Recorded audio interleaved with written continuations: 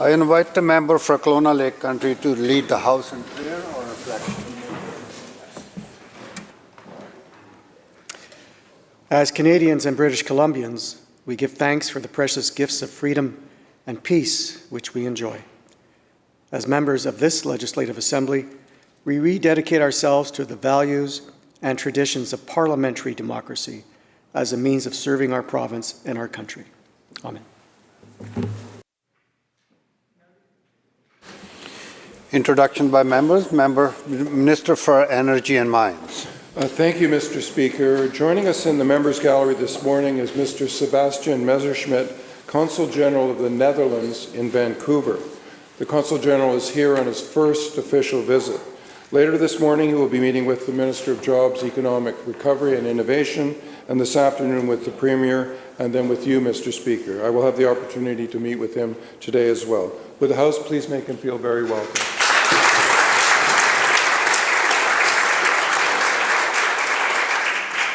Minister of Children and Family Development. Thank you very much, Honourable Speaker. Well, we've had some very special visitors in Esquimalt for the last few months. Jane Barrett, who is the daughter of former Premier Dave Barrett, and his wife Shirley, has been here from Perth, Australia. She's also the aunt of Andrew Barrett, who's the Assistant to the Minister of Public Safety and Solicitor General. And she's here with her friend Nellie Gaynor, also from Perth in Australia. So would everybody please make them very welcome?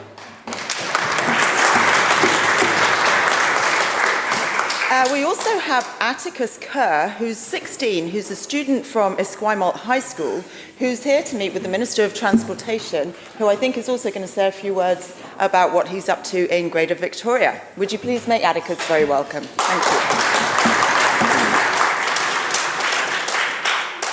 you. Minister of Citizen Services. Thank you, Speaker. For the past 5 years, I've been so fortunate to have working with me on and off in my ministries, Corleen Carreras, who's not only a fantastic public servant, but a true friend as well. For the past 8 years, have had the privilege of working with her, both in government, in school board, on many campaigns together. She's been in charge of my life a number of times, quite literally, while I was in hospital in particular. And she gets the fabulous opportunity now to move on from our government and pursue her career as a city councillor with the city of Maple Ridge, and I couldn't be more proud. And I just want to thank her for her 5 years of service here to the people of British Columbia.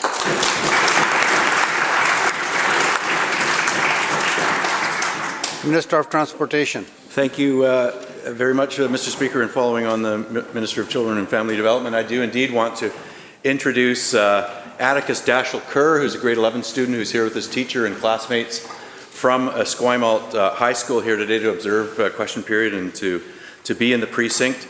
Atticus has had a lot of attention in a couple of our local newspapers recently because he set a personal challenge for himself to promote public transit use in our region, and the challenge he has set for himself over the next year is to ride every single numbered bus route in the capital region, routes 1 to 88, in order to promote public transit. And if members are interested in that, his Instagram account is @BusVictoriaBC.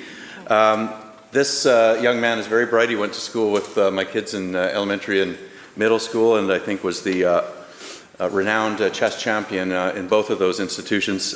He's considering a degree in urban planning after high school, and I know that he is here today. He has brought his classmates to observe the parliamentary process at work, so I would ask the House to make him and his classmates and his teacher most welcome today.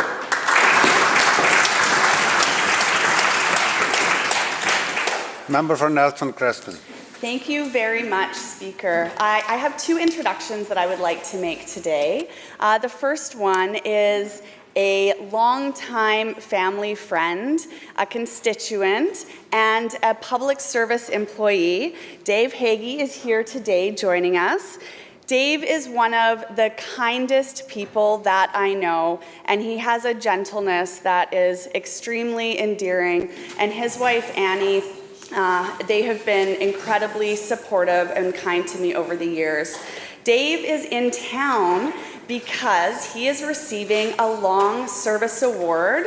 And Dave, he started out as a parks ranger, and now he is the BC Parks Area Supervisor. So I would like everyone in the House to thank Dave for his service and dedication to parks, the environment, and people. And he is getting 45 years, which is absolutely incredible. So thank you, Dave, for everything that you do.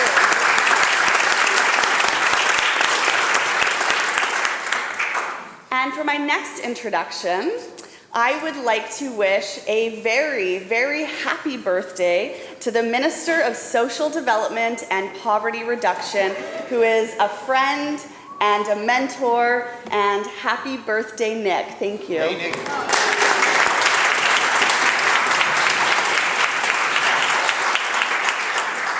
Member for Surrey Green Timbers. Thank you, Mr. Speaker. It was today in 1966 that the present-day state of Punjab was formed after the efforts of many who wanted a Punjabi-speaking region in India. So being a proud Punjabi, I just want to say few words in Punjabi. ਮੈਨੂੰ ਮਾਣ ਹੈ ਪੰਜਾਬੀ ਹੋਣ ਤੇ ਨਾਲ ਹੀ Canada ਤੇ ਜਿਹਨੇ ਮੇਰੀ ਮਾਂ ਬੋਲੀ ਨੂੰ ਪ੍ਰਫੁੱਲਿਤ ਹੋਣ ਦਾ ਮੌਕਾ ਦਿੱਤਾ ਹੈ ਤੇ ਨਾਲ ਹੀ ਮੈਂ ਖੜੀ ਹਾਂ ਆਪਣੇ ਮੂਲ ਵਾਸੀ ਭਰਾਵਾਂ ਤੇ ਭੈਣਾਂ ਨਾਲ ਜਿਹੜੇ ਆਪਣੀ ਮਾਤ ਭਾਸ਼ਾ ਨੂੰ ਸੁਰਜੀਤ ਕਰਨ ਦੀ ਕੋਸ਼ਿਸ਼ ਕਰ ਰਹੇ ਹਨ। Thank you mister speaker.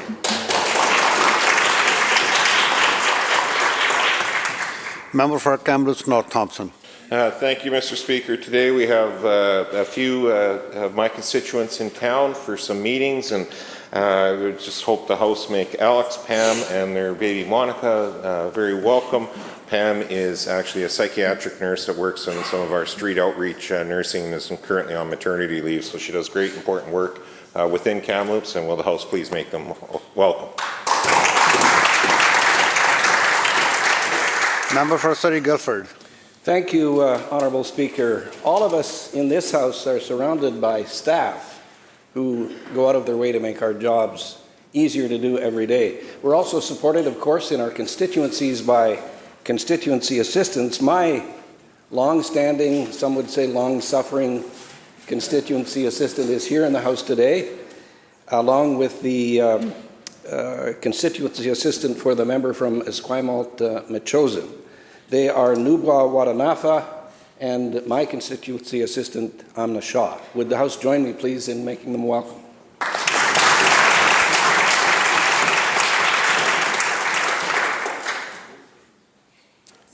Madam Clerk. Introduction of bills. Statements by members. Member for Prince George Mackenzie. Mr. Speaker, this week is Crime Prevention Week, recognizing all the good work police and volunteers do in our communities around the province. My purpose today is not to underscore the valuable work and contributions made by police and volunteers, but to focus on another area that can make major contributions to crime prevention. That area, Mr. Speaker, is the BC Prosecution Service and the courts. Section 5151 of Canada's Criminal Code provides that prosecutors must be given a reasonable opportunity to show cause why the detention of an accused in custody is justified. In fact, there are 4 areas in Section 515 that specifically provide authority for prosecutors to show cause to a judge why prolific offenders should be held in custody. And under Section 523, the Criminal Code also provides authority for judges to hear matters related to administration of justice offences, such as failing to appear in court. It also provides prosecutors to once again show cause why the detention in custody is justified. Justification to hold a prolific offender in custody is outlined under Section 515, subsection 10. This section requires only one or more of the following conditions. Detention is necessary to ensure the prolific offender attends court.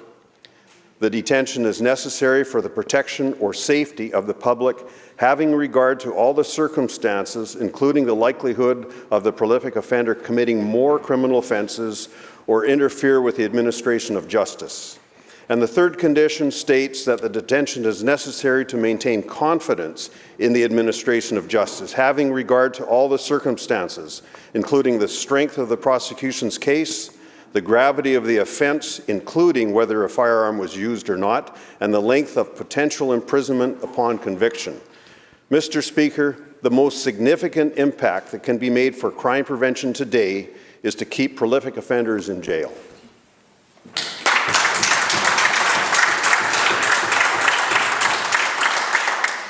Member for Vancouver Kensington. Thank you, Mr. Speaker. The Marshall McLuhan Fellowship, first awarded in 1997, is given annually by the Centre for Media Freedom and Responsibility and the Canadian Embassy in the Philippines to a Filipino journalist who has exhibited excellent work in the preceding year. Carmina Constantino is the 2022 Marshall McLuhan Fellow. Colin Townsend, chargé d'affaires of the Embassy of Canada in the Philippines, said in a statement that Ms. Constantino was named Fellow for her unflinching commitment to speak truth to power, an admirable consistency in ferreting out the most complicated issues of the day, and a stirring courage to ask the toughest questions. In the next 2 weeks, Christian Esguerra, the Marshall McLuhan Fellow for 2020, will be holding lecture tours in Canada, including in Vancouver, as part of the fellowship. His lecture tour was postponed due to the COVID-19 pandemic. The fellowship highlights the best practices of Filipino journalists at a time of heightened challenges to press freedom in the Philippines and other countries amid a deluge of disinformation globally. International media organizations have consistently named the Philippines among the most dangerous countries for journalists. The National Union of Journalists of the Philippines has recorded 197 media workers killed since 1986. On October 3rd of this year, assailants gunned down popular and outspoken broadcaster Percival Mabasa in Metro Manila. He was the second journalist killed since President Ferdinand Marcos Jr. took office on June 30th of this year. Around the world, press freedom has been essential to the democratic system. Effective participatory government is possible only when it can count on well-informed society, where individuals freely exchange ideas and public debate and discussion arise from knowledge and understanding of national affairs. I ask everyone in the chamber to congratulate the 2022 Fellow, Carmina Constantino, and welcome the 2020 Fellow, Christian Esguerra, to Canada and Vancouver for his lecture tour shortly. Thank you.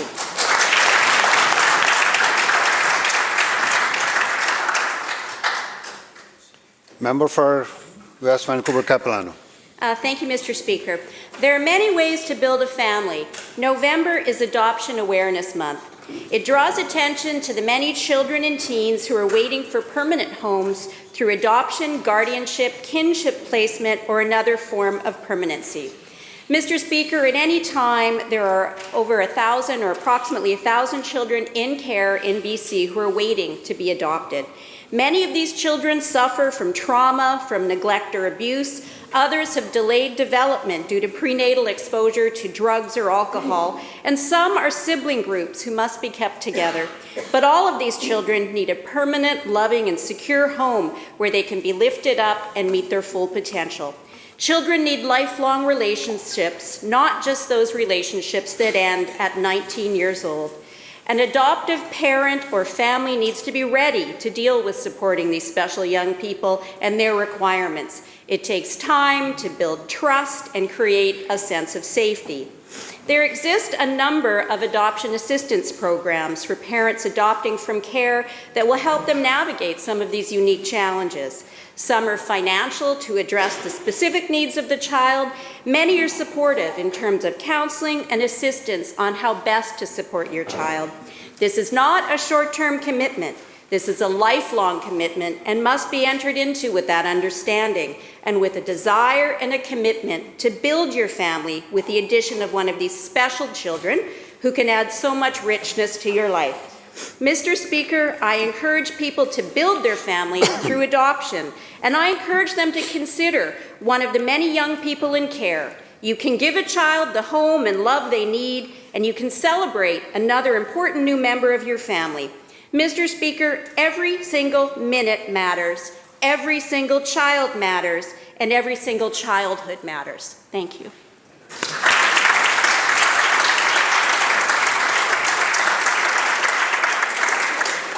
Member for Richmond Queensborough. Thank you, Mr. Speaker. Last week, October 27th, legal aid organizations across Canada partnered with schools and other educational institutions to build awareness about the justice system. That day was recognized as Duty Council Day. Legal aid lawyers and duty counsel, Mr. Speaker, form an integral part of our justice system. Legal aid lawyers and duty counsel provide legal services at no cost to their clients and advise disadvantaged adults and youth across Canada on an average of 1.2 million times a year. They're compassionate and capable and make a career of helping people in need. Whether it be family law, immigration, or a criminal matter, they form an integral part of our system, especially for the most disadvantaged British Columbians. When an individual or a family has to deal with a matter that requires legal help, that journey is often life-altering. Having the helping hand of someone that can navigate the system with you is crucial, not just to that individual, but to our society as a whole, if we are to continue to live in a free and respectful society. Every year, thousands of people are unable to pay for a lawyer when they need it most. That's where, for many of these families, legal aid lawyers and duty counsel step in. They play that central part, not only for their client, but for the overall fairness of our justice system. Our system relies heavily on these exemplary individuals. For the longest time, Mr. Speaker, we in British Columbia ignored these individuals who are a vital part of our justice system. And that had a deadening effect. The number of lawyers that were working for legal aid decreased, and the most disadvantaged British Columbians had difficulty accessing the justice system, something that should be honored and prized in a country that holds freedom and the rule of law dear. That's why I'm really proud to stand with this government who listened to legal aid lawyers and the amazing people at all, the Association of Legal Aid Lawyers and Reverse Course. Since 2017, provincial funding for legal services has increased by 34.2 million. There's much, much more to do to catch up, but we are committed to improving access to legal services for all British Columbians. Thank you, Mr. Speaker.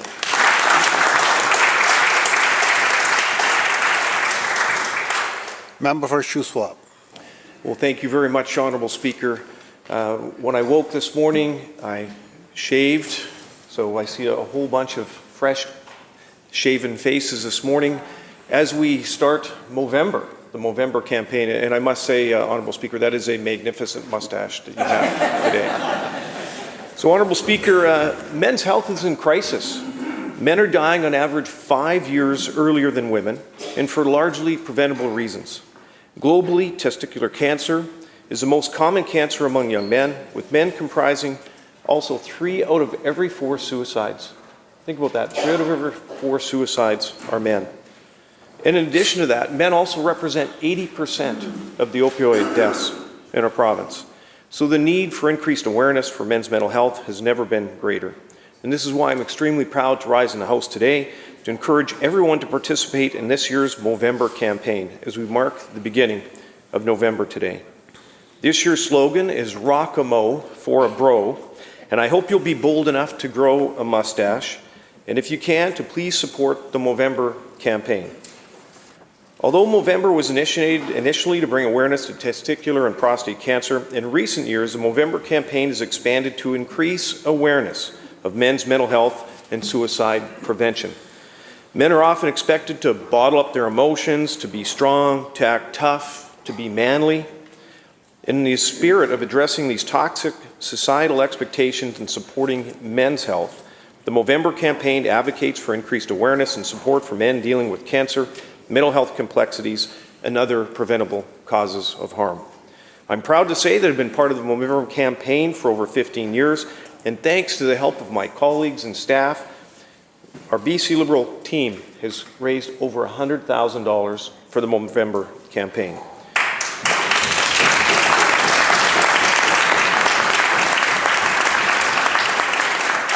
Thank you. As far as I know, we're the only political party in Canada that participates in the Movember campaign, and I encourage everyone to please visit ca.movember.com and donate to our BC Liberal team. And with your help, we can do our part to help increase awareness for men's mental health in British Columbia. Thank you, Honourable Speaker.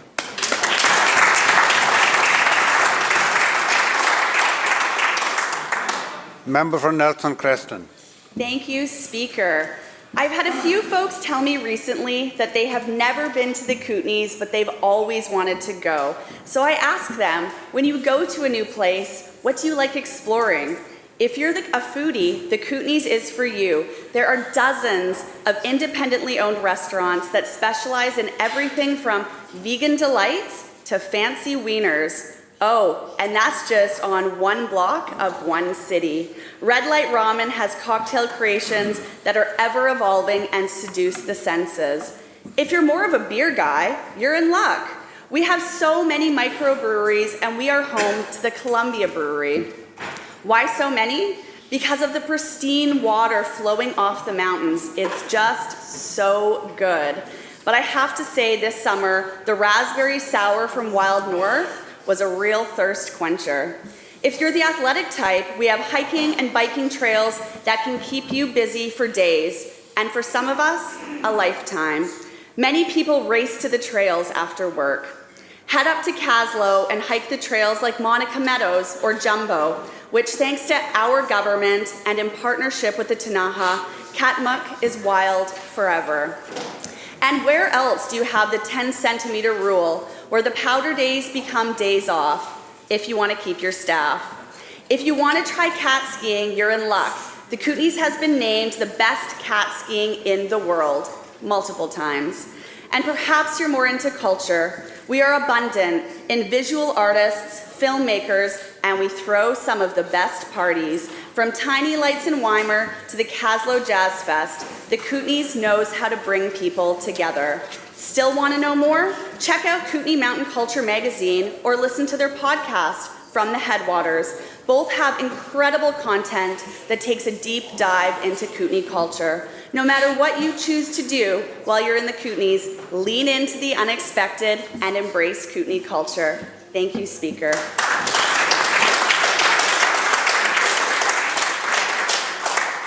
Madam Clerk. Oral questions by members. Member for West Vancouver Capilano.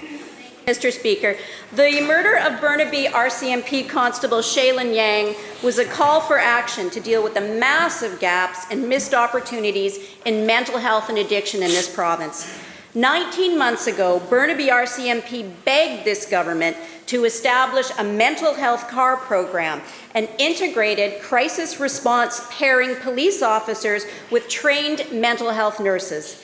But the Lepard report revealed a shocking fact.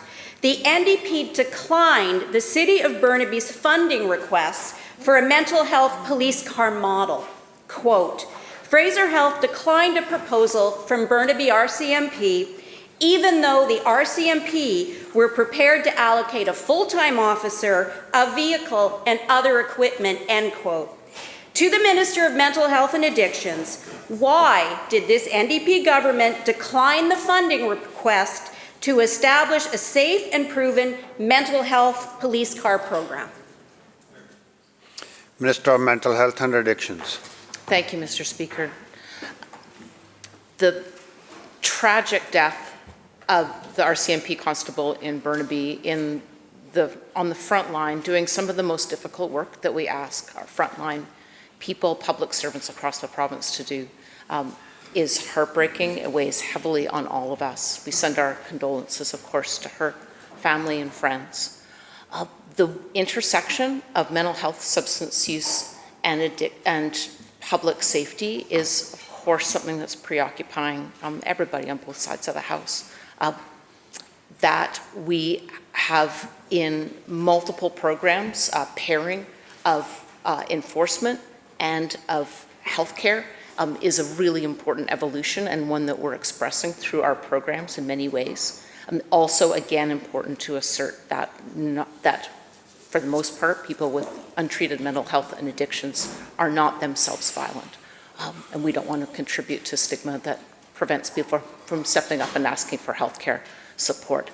But there are times that those pieces come together, and that's why we commissioned the Lepard-Butler report. It's why we commissioned the Police Act review. It's why, in a number of ways, in some cases through car programs where there is a ride-along service, in other cases with peer-assisted crisis supports like we are funding on the North Shore, so that people in crisis are not escalated by the presence of police officer. There is more work for us to do in this area, but we are gathering data and evidence on a number of platforms led by a number of municipalities and a number of health authorities that are tackling this problem together in different ways. Member for West Vancouver Capilano, supplemental. Mr. Speaker, thank you. I'm not sure that the minister completely understood the question, so I am going to rephrase this. It is not enough and it is not fast enough, whatever is happening now. Pairing mental health support workers with police, like the CAR 67 program in Surrey, is a proven approach. It's happening in communities, community-based and community-funded, and we can show that it works. Over the past 5 years, this opposition has called for these programs to be expanded, Mr. Speaker.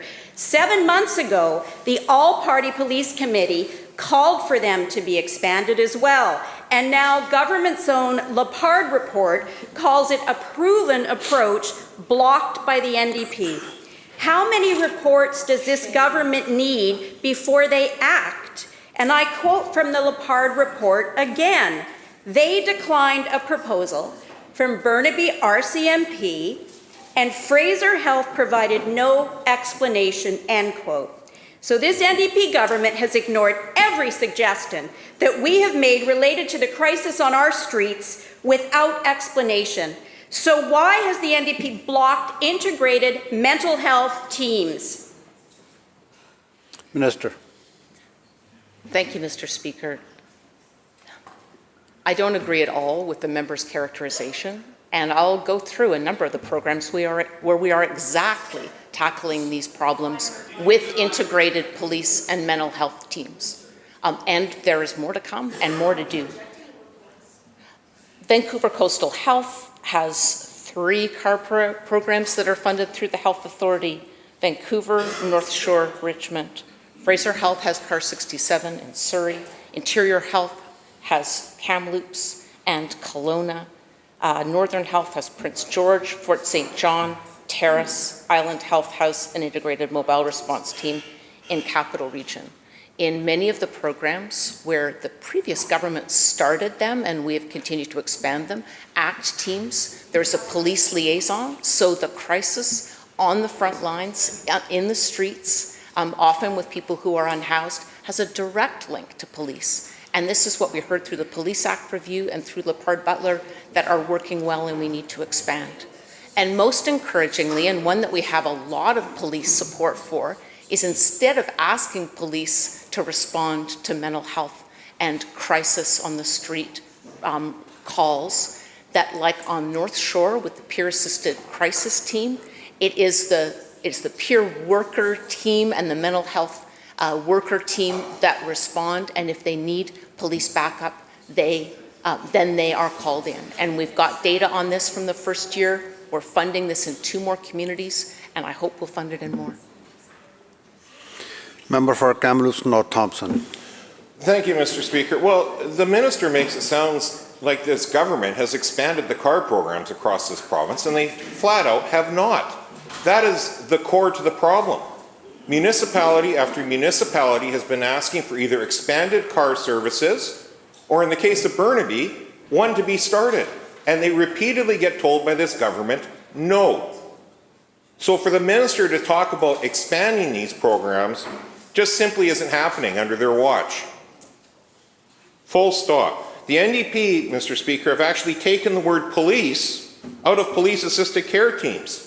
That doesn't appear to be an accident, Mr. Speaker. Internal Ministry of Mental Health and Addictions documents show that the NDP policy changes are designed to defund police mental health teams.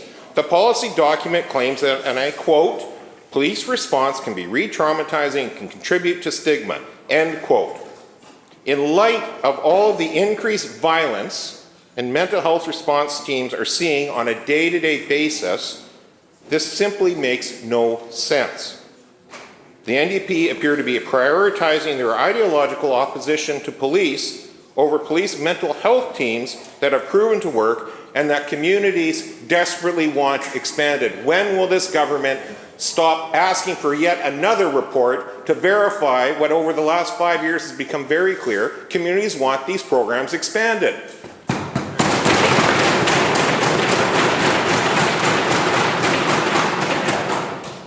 Minister.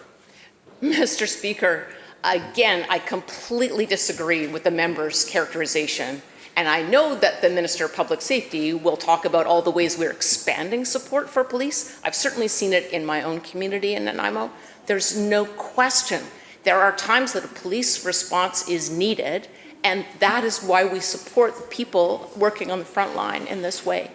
And at the same time, team-based approaches are vital, and they are evidenced throughout our government's approach, particularly in mental health and addictions, particularly in primary health care, and the linkage of police is vital to that. To say otherwise is completely ignoring the facts. But let me say, the ACT teams in our communities delivering crisis intervention, housing supports, and psychiatric treatment, always with a police linkage. The peer-assisted care teams, which I sometimes call peer-assisted crisis teams, sorry for the change in acronym, this program that my ministry funds doesn't have police in the name, and it hasn't because they're only called in when needed. Police asked for this in Victoria, in New West, and in North Vancouver. We've got direct police involvement because they love the fact that they don't have to get called. So, and North Shore Pact started operating November 2021. Since then and until the end of August of this year, the team was contacted 448 times, only dispatched 75 times because they were often able to give people the support that they needed, and the PACT team only called for police intervention 6 times. That means police keep doing the work of fighting the real crime and getting at the root of illegal drug dealing and the things that are exacerbating what's on the street, and mental health workers and peer workers give people the care and de-escalation that sometimes is needed.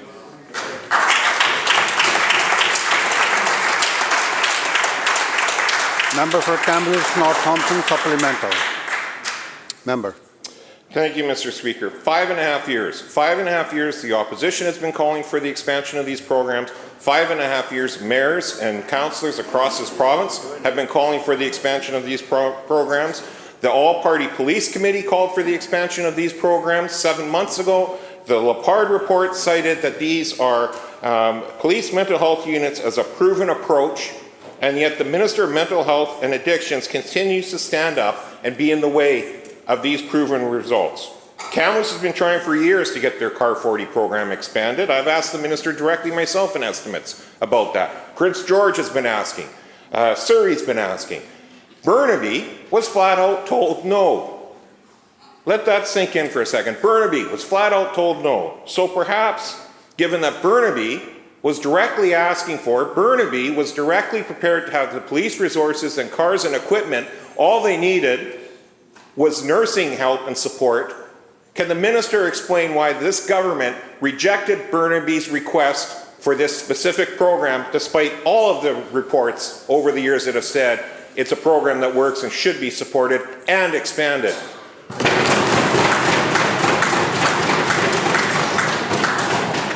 Minister. Thank you, Mr. Speaker. Why the opposition continues to overlook the fact that peer-assisted care teams, which my ministry is expanding, was the #1 recommendation in the Lepard-Butler report, was also something that resulted from the All-Party Budget Committee 2 summers ago, was also brought repeatedly to the Police Act review, and that is something that we are implementing right now, peer-assisted care teams, and we're going to do more. Police have called for them. It takes the pressure off police, and sometimes it gets better results on the ground. In my own community in Nanaimo, there is a pairing through the Health Authority and the RCMP of some form of a ride-along program. So those programs do continue to expand. But these are health authority decisions about how they will use their health authority resources, knowing that nurses in particular are in short supply. Sometimes health authorities make different decisions based on what is on the ground and what their own human resources limitations and restrictions are. We know how difficult it is to hire nurses right now. But that said, let me be really clear. Let me be very clear, Mr. Speaker.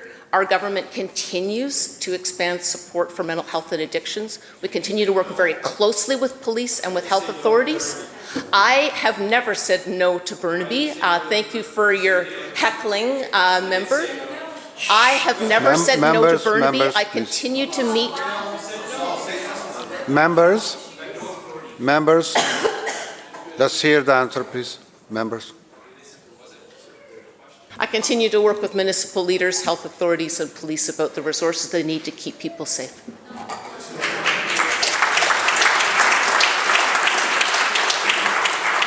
House Leader of the Third Party. Yeah, thank you, Mr. Speaker. As local members here know, and anybody who lives around the Saanich Inlet, they know it to be a special place, Mr. Speaker. It's fed countless generations of my family. However, throughout the decades, it's also suffered from environmental degradation. There's been a long history of industrial activity at the Bamberton site, and as a young boy I used to fish underneath that cement plant with my father. The cement plant closed many years ago, Mr. Speaker. Now an operator, Malahat Investment Corporation, has applied to expand an existing quarry by approximately 47%. Under the Environmental Assessment Act, the Reviewable Projects Regulation does not require an existing mine to undertake an environmental assessment, and I'm paraphrasing, if the request to expand is not at least 50% of the previously permitted area. Mr. Speaker, this is a cultural and environmentally significant area, and there is no way to grind down an entire mountainside into construction aggregate without damaging the environment. Without an environmental assessment, we have no idea the extent of the destruction. The regulation as it currently reads is unacceptable. Through you to the Minister of Environment, this project may just barely fit under the regulation. Will the Minister of Environment exercise his discretion and require this mine to undergo an environmental assessment? Minister of Environment.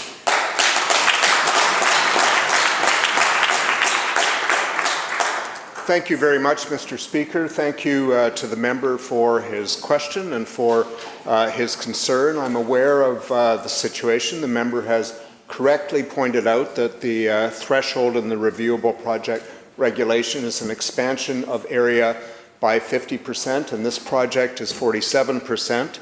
I am in discussion with the Environmental Assessment Office around what they know about this particular project, but the project, as it is currently described, falls under the threshold of a reviewable project.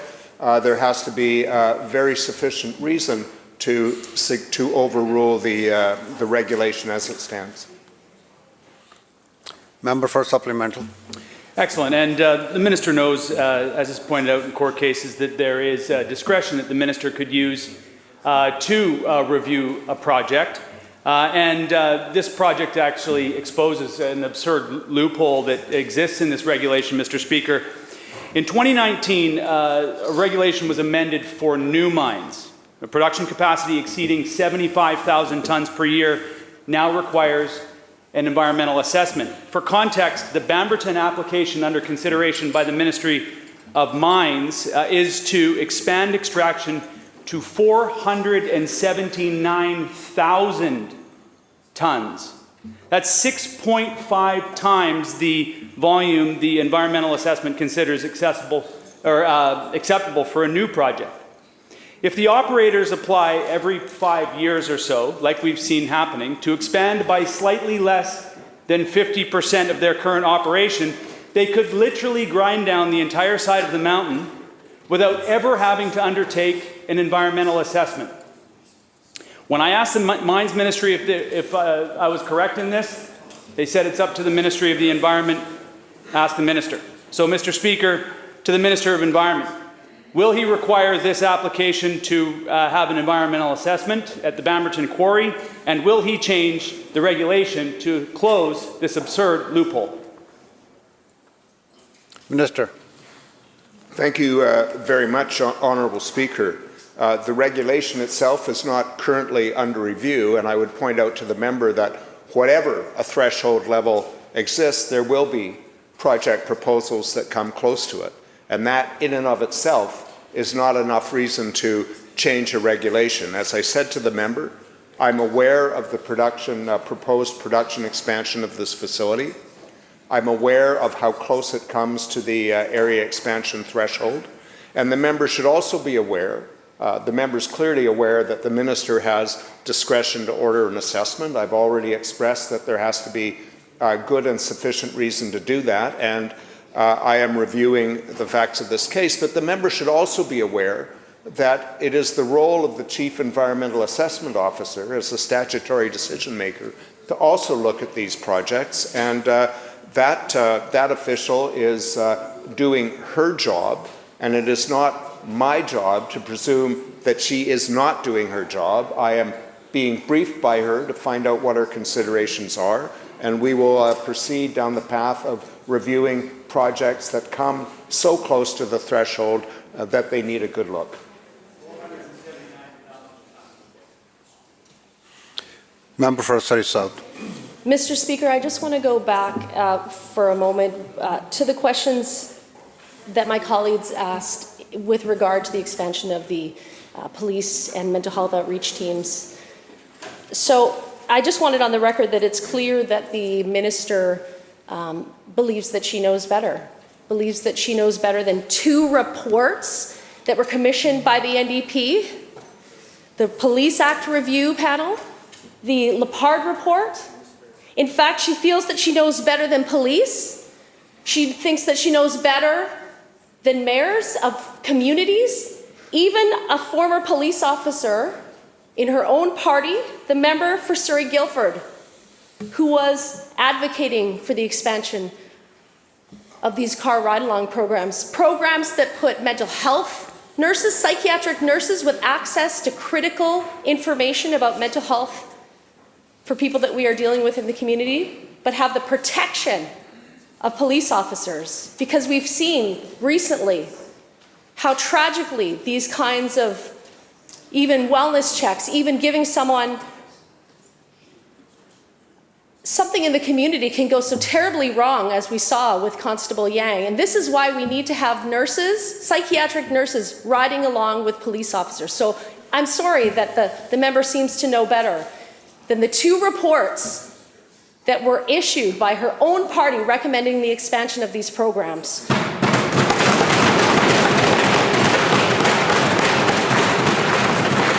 Mr. Speaker, the report by the NDP's hand-picked expert Doug Lepard gives a damning indictment of the record of the incoming soft-on-crime premier.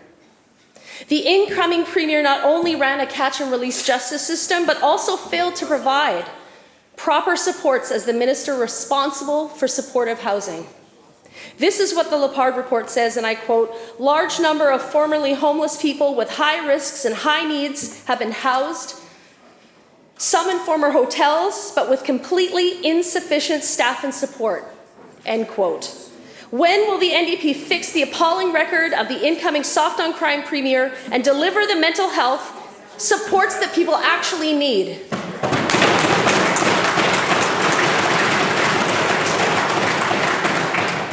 Minister of Public Safety and Solicitor General.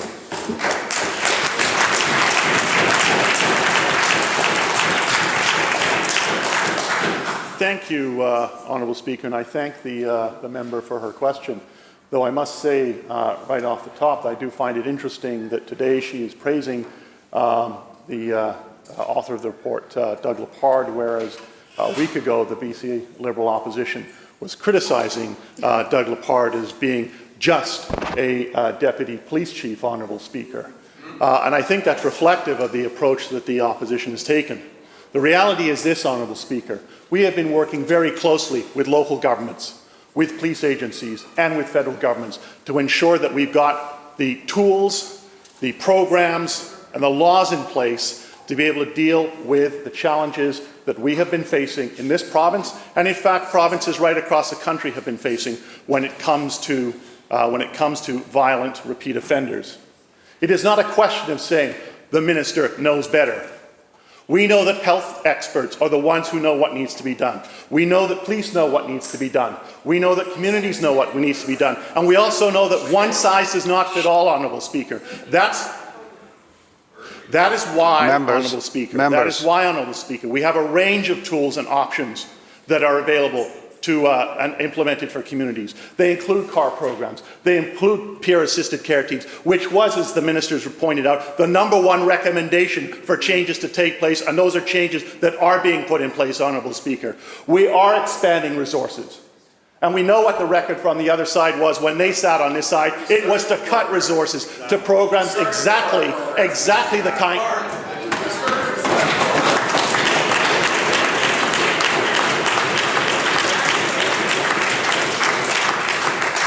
cut and cut and cut social programs. Members, please. Thank you, Honourable Speaker. The members seem to think it's just one program.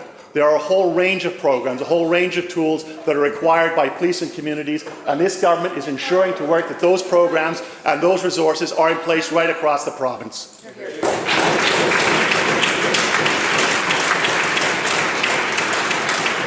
Member for Surrey South supplemental. Mr. Speaker, the Lepard report makes it clear that the lack of housing supports provided by the NDP has contributed to the 4 random attacks on people in Vancouver every single day. And as the housing minister, the incoming soft-on-crime premier repeatedly warehoused people in housing units without proper supports. Vancouver police have frontline experience with this, and I quote, "One shelter with 90 people accounted for 1,000 calls for service in 1 year, and it spun that neighborhood into crisis overnight. There were no supports for that person in crisis in the middle of the night except for a desk clerk," end quote. This is the same government that thinks a cup of tea counts as supportive housing. How is it acceptable for the incoming premier to promise supportive housing but not to deliver on mental health supports?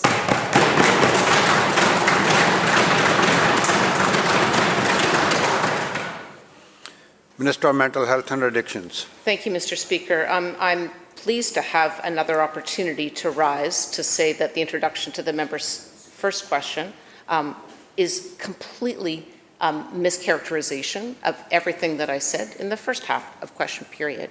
I've never said no to a CAR program. We are implementing across a diversity of approaches. If Fraser Health doesn't have enough nurses to add to the existing CAR program that they fund, then that is work that we are doing to train up more nurses so that Health Authority is able to make broader decisions about how they can dispatch resources. Let me also read into the record the #1 recommendation of Lepard Butler. We recommend that the provincial government continue to invest in civilian-led non-police mental health crisis teams in collaboration with community service providers, for example, peer-assisted care teams. That's exactly what we're doing.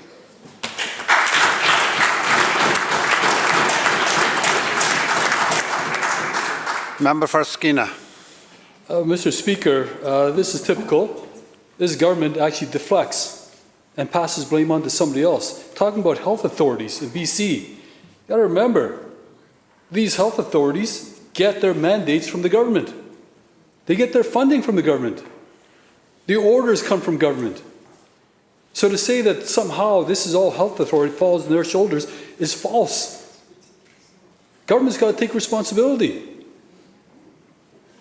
And to say that somehow we're mischaracterizing what's happening in BC, whether we're talking about the health crisis, or the drug addiction crisis, or the homeless crisis, prolific offenders crisis, not us. These are reports coming from reports commissioned by the government. The incoming soft and crime premier's own Lepard report says that people are committing crimes just to have access to detox treatment under this government. And I quote, "Families of offenders living with mental health and substance use needs come to court and are overwhelmed, do not know where to access treatment or cannot afford it, and are frustrated that the only way to get access to treatment is to commit a criminal offense." You want to hear that last bit again? The only way to get access to treatment is to commit a criminal offense, end quote. This is coming from the Lepard report, commissioned by this government. My question is, the Minister of Health and Addictions, when will the Minister of Health and Addictions stop forcing people to get arrested just to get access to treatment?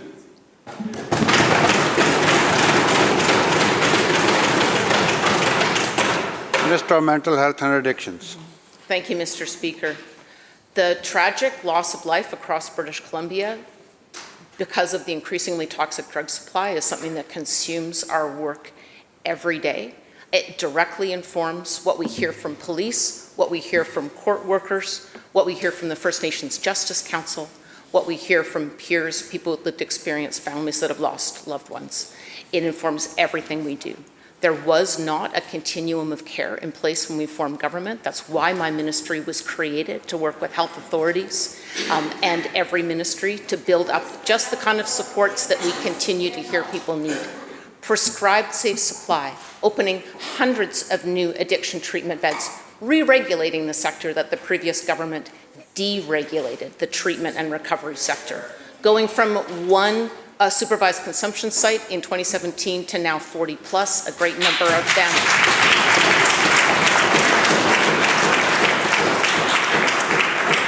Across every piece, enforcement, working with partners, prevention, harm reduction, treatment, recovery, across every piece of the continuum, and mental health crisis supports as well. We're building up more supports, and there is so much more for us to do. There's no question the continued loss of life says further work is necessary, and we continue to evolve our response and add more ways to save lives and guide people towards treatment because lives are at stake. Member for Surrey White Rock. Thank you, Mr. Speaker, and I must say the lack of accountability from this minister in this House today is absolutely staggering. Bona Vista Lodge has provided residential care beds in White Rock for decades. But last month, they received news from this government that the mental health beds they provide are being cut. This is the letter they received from Fraser Health, and I quote, "You have been caring providers and have provided excellent service to clients at the site. However, the process we have embarked on for bed replacement has dedicated resources to other projects." End quote. These are 12 beds that are leaving the community with no explanation. And this isn't the first time my community has seen this. We saw the closure of Good Shepherd Lodge. That is 30 beds. 30 beds that were not replaced by this minister. This minister can stand in this House and say that the blame falls on health authorities, but the blame falls on this minister for not having accountability in her own file. So why is this minister cutting beds in the middle of a mental health crisis?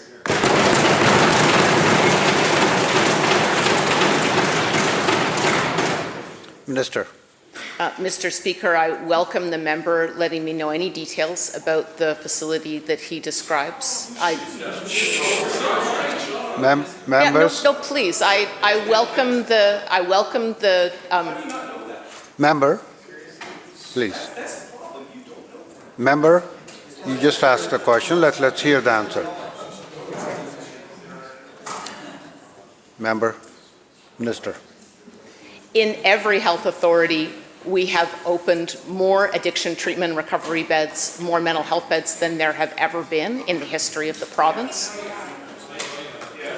Just 10 days ago, I was in Cranbrook opening another 10 beds.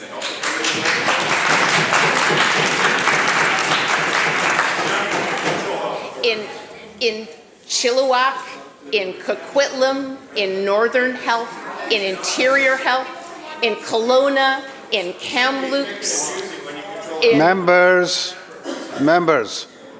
Minister has the floor. Thank you, member. Thank you.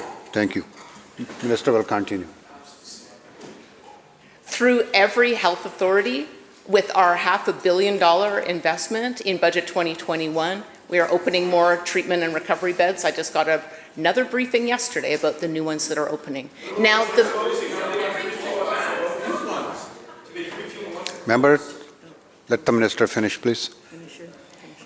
and the member knows well that there are always contracts that come to an end, sometimes when the operators themselves do not want to carry the work on. But the direction that I've given to every health authority. Members, please. We're building the system of care that the members opposite refused to do when they had the chance.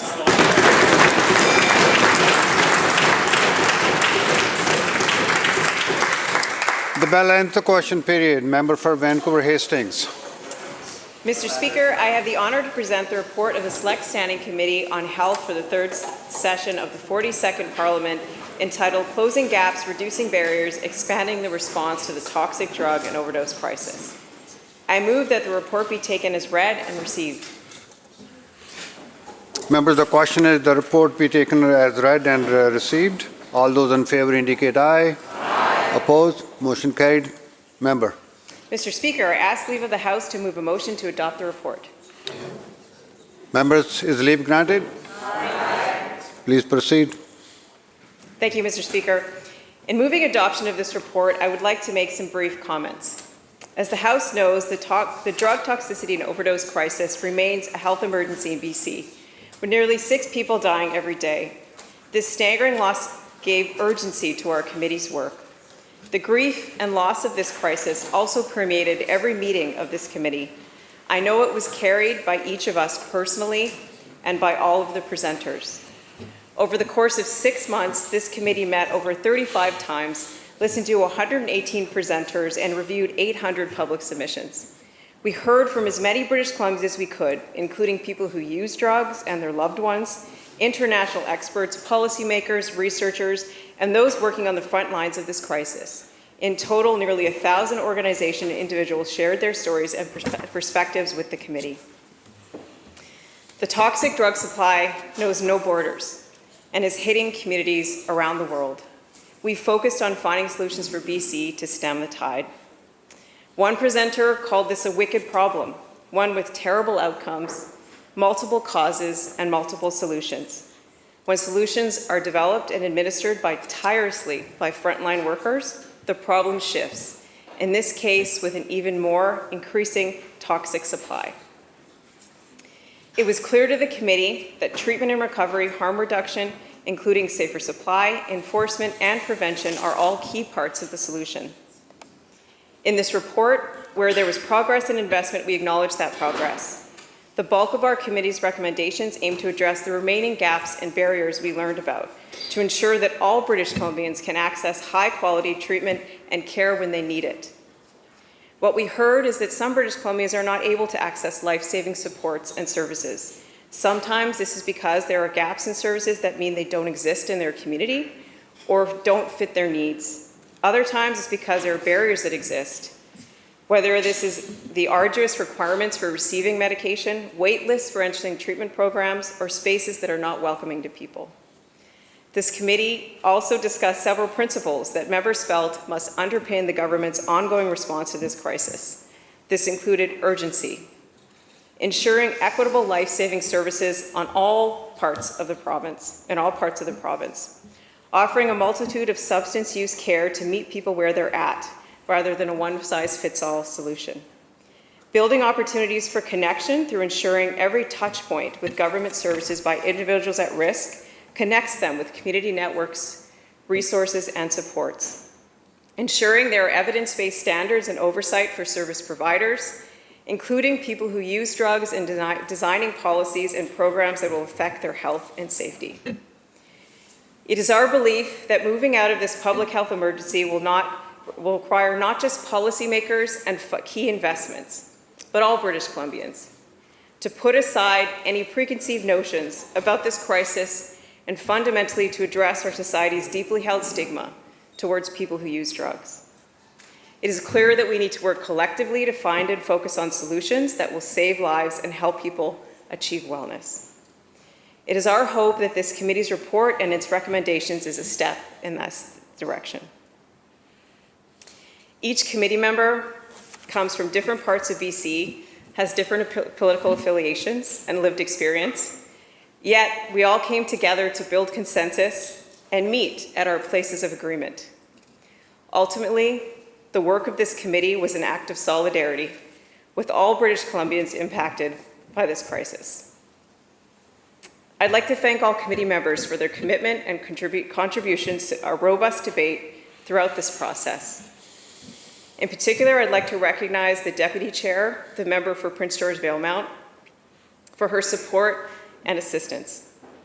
She is fierce with her convictions and is clearly an individual who shows up tirelessly and shows up every day with the intention to make this province better, and I'm grateful for that. I want to also thank the leader of the third party for all her compassionate and valuable contributions and helping us always focus on the people impacted. To the member for Abbotsford Mission, member for North Vancouver Seymour, member for Courtney Kovacs, member for Nanaimo North Cowichan, member for Surrey Cloverdale, member for Peace River North, member for Surrey White Rock. Thank you all very much for your dedication and invaluable contributions to this report. As members of this House are no doubt aware, there's considerable amount of work behind the scenes to support the Parliamentary Committee. On behalf of the committee, I'd like to acknowledge and extend our appreciation to the Legislative Assembly staff. I'd like to thank the clerk of the committee, Artur Songamonian, for his commitment to deadlines and keeping us moving. And from the Parliamentary Committee's office, Daryl Hall, for his tireless and patient work, and all team members, including Lisa Hill, Katie Stickle, Natalie Beaton, Jesse Gordon, Mary Haig, Jonathan Hamilton, Victor Lucy, Mary Newell, Emma Curtis, Jan Ding Bai, and Katie Flushel. Sorry. From IT, thank you to Darren Parfit. From Hansard Service, thank you to Simon Delat, Amanda Heffelfinger, Billy Young, Dwight Schmidt, and all the entire Hansard Broadcasting, Transcribing, and Publishing team. I'd like to express this committee's sincere appreciation to everyone who took time to provide us with input for this report, and for all frontline workers who are saving lives every day. To British Columbians who had suffered losses at the hands of this poisonous drug supply, we are truly sorry for your loss. Thank you, Mr. Speaker. Member for Prince George Valemount. Thank you very much, Mr. Speaker, and I would like to join with the Chair in thanking the incredible staff that helped support the work of the committee, and in particular Artur, who, as I understand this, may have been one of the first times he's clerked for a committee, hopefully not his last.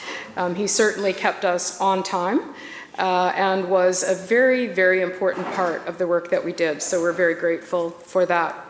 I also want to recognize the chair of the committee specifically, the member for Vancouver Hastings. She did an exceptional job of chairing this committee. She listened carefully, allowing space for complex and emotional discussions and finding ways to allow members to speak candidly. She did an incredibly skillful job, and for that, we are most grateful. I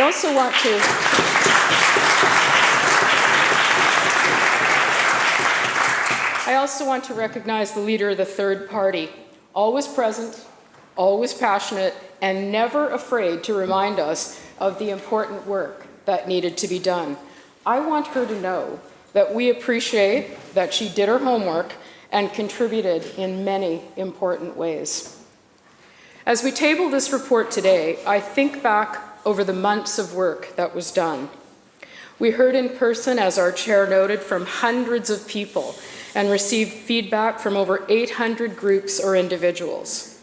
We listened, we read, and we debated the steps that need to be taken. And there are some important themes that emerged. We looked at who is dying. The majority of people that are dying are young men, using alone, many working in the trades, transportation, and as equipment operators. Indigenous people are dying at significantly higher rates, and in particular, Indigenous women. In fact, 9.8 times more frequently than other women in our province. Young people and children are also impacted, our neighbors, our friends, and our family members. We also learned about missed opportunities. Over and over again, we heard that there is a lack of coordination between ministries and organizations. We heard that over 70% of people who died had a visit with a health professional less than 3 months before their death. And 30% of those people had 10 or more visits in the 3 months prior to their death. People recently released from prison died at 7 times the rate of other BC residents. The committee learned that those are critical and important touch points. Something is desperately wrong and it must be fixed. Others who provided input spoke passionately about the window of opportunity.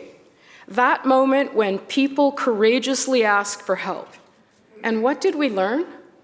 Wait lists, lack of resources made even more challenging if you live in a rural or remote area of this province. And it meant that that window was missed. We must do so much better. As a committee, we also want desperately for the actions that are taken to be urgent, dealing with this health crisis just as we did with the pandemic. We want to move beyond facing a crisis month after month after month. So the report outlines the need for a continuum of care. That starts with prevention and education, finding the words and the ways to talk about the risk of drug use, giving children and families information, support, and tools. But it was also very interesting to note that the most frequent issues that were raised with the committee were related to the ability to access treatment and recovery. Many presentations and submissions to the committee indicated there are long wait lists if service is available at all, depending on where you live in our province. In fact, we heard that many individuals may die on wait lists before being able to access service. It is absolutely critical that there be a substantive expansion of publicly funded and accredited treatment and recovery services. As we move forward, it is essential that we increase transparency and accountability. The report includes recommendations related to the collection of data, the creation of regulations and standards, and the need to outline specific outcomes that can be evaluated and must be publicly reported. While there is so much more that I could comment on, I would like to end with these observations, Mr. Speaker. The committee went on a journey, and I can assure you the discussions were not always easy. But we worked hard to listen carefully to those who had the courage to share their stories, and also we listened to each other. It is our hope that just as we engaged in difficult conversations, that British Columbians will do that as well, and that as the government considers these recommendations, that they will move quickly to ensure that we have a continuum of care that includes prevention, education, harm reduction, treatment, and recovery. The title, Mr. Speaker, says it all. Closing the gaps, reducing the barriers, expanding the response to the toxic drug and overdose crisis. We must see significant investment across the entire continuum of care. We need a sense of urgency, and we need to evaluate, monitor, and report publicly. I'm so grateful to the people who participated in this process and stepped up to provide us with input. The report says in relation to the recommendations tabled today, and I quote, "Many are actions that need to be taken immediately to save lives, and it is our committee's hope that implementing them now will move BC out of this public health emergency." Thank you, Mr. Speaker.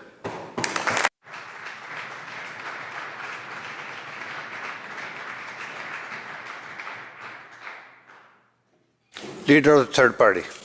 Thank you, Honourable Speaker. And I too want to start by thanking my fellow committee members, and in particular the Chair, the member for Vancouver Hastings, and the Deputy Chair, the member for Prince George Valemount. I am so grateful for the commitment and hard work that they brought and that all members of the committee brought to this effort. A huge amount of work was also done by the clerk's office, led by Artur Sigamonian and Daryl Hall with their team. It is extraordinary how quickly they were able to turn this around and produce this report. I am grateful for their hard work and diligence, and also to Hansard's staff, especially to Billy Young and Amanda Heffelfinger, who brought the equipment to Vancouver, set it up, and took it down every time. That's an enormous amount of work. The report being presented to the Legislature today captures what we heard about the ongoing drug poisoning crisis, a crisis that was declared a health emergency over 6 years ago. Since that time, more than 10,000 people have been killed by drug poisonings, not overdose. They did not take too much of a drug. 10,000 people used a drug that was deadly, either because it had too much fentanyl or because it had a combination of substances that were deadly. This past Friday night, a group of teens used drugs. One, an 18-year-old named Kylie Walker, was killed by those drugs. She is the grandniece of Cowichan School trustee and Cowichan Tribes member, and my friend Joe Thorne. After hearing the news, Joe drove around Duncan that evening, warning people, especially youth, that the drugs that were circulating were deadly. At the Ministry of Health building on Blanchard, a mom whose 25-year-old son, Aubrey, was killed by toxic drugs, has been running a marathon each day around that building, trying to get the government to ensure that a safe supply of drugs is available and that information how to access that safe supply is available to people who need it when they need it. This is the reality of the crisis. Mothers, fathers, uncles, grandparents, brothers, sisters, children, friends, all left to grieve the loss of people they love, people who access drugs from an illicit, chaotic, and toxic supply. Almost all of us in this chamber start our day with our drug of choice. Mine is in the form of 2 shots of espresso with hot water and cream added. Without it, I have trouble thinking clearly. I have trouble focusing on my work. If I wait until the afternoon, a withdrawal symptom in the form of a headache will kick in. It's not intolerable, but it certainly diminishes my productivity. And if I'm having a particularly busy or demanding day, I will have a second dose of caffeine, which will provide me with a shot of sometimes manic energy. At the end of the working day, many of us will use another drug of choice. Perhaps it's a glass or 2 of alcohol, which has some increasingly well-documented harmful effects on our bodies and our long-term health, including increasing our risk of a variety of cancers. Nonetheless, alcohol is advertised, celebrated, considered a perfectly acceptable part of our culture and society. Alcohol has not always been legal in this country. In fact, it was prohibited, and when it was prohibited, it didn't prevent people from using it. It just made it much more dangerous to do so. You might have lost your sight, you might have lost your life. Ultimately, the government moved from prohibition to regulation, ensuring that when people used alcohol, it was not going to poison them unless they made the choice to overdose by consuming too much of it. People perhaps will use tobacco or nicotine delivered by vape. Perhaps they will use cannabis purchased at a government-run store. Each of these drugs is also regulated and taxed, with tax revenues flowing back to government. Each of these drugs is detrimental to people's health, with risks increasing with the volume of use. And each of these drugs creates a cost to our healthcare system, but we don't ascribe a moral failing to the people who use them. We don't insist that they need to be fixed or healed. This is what we heard over and over again from presenters. Whether they were health officers or researchers, drug users or doctors, drug use is part of the society that we live in. Drug use exists on a spectrum, and drug use is not going to stop because some policymakers wish that it would. Yes, there are people who use drugs who are dealing with addiction, people who want access to treatment and recovery. But not all drug use is a result of addiction, and not all drug users need to be treated for addiction. But in BC, Accessing drugs that are not regulated means risking one's life because the chaos of the illicit drug market is deadly and it is killing 6 people every day.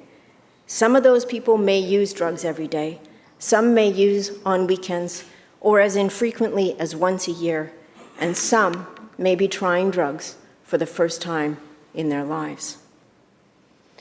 On May 14, 2021, our caucus wrote a letter to the Premier and interim leader of the official opposition requesting an all-party committee to create the kind of collaboration necessary that could deliver immediate and long-term solutions to this crisis. We proposed that the committee could have worked over the summer of 2021 and brought recommendations to the House that fall. The official opposition wrote a letter in response supporting this. It took nearly 10 months for the Premier to agree to give a mandate to the Select Standing Committee on Health to do this work. Today's report is a reflection of what the committee heard, what the committee discussed, and the recommendations that the committee was able to reach consensus on. The recommendations are not particularly surprising or even particularly profound. They reflect what has been called for by the coroner's death review panels, by health officials and advocates, although some of the recommendations in this report are not as strong as we've heard before. The 2018 Coroner's Death Review Panel had 3 recommendations: ensure accountability for substance use system of care, including standards and regulations for evidence-based addiction treatment, expand the opioid agonist treatment and assessment of substance use disorders, and expand drug use safety options. These are reflected in recommendations in today's report, 4.5 years later.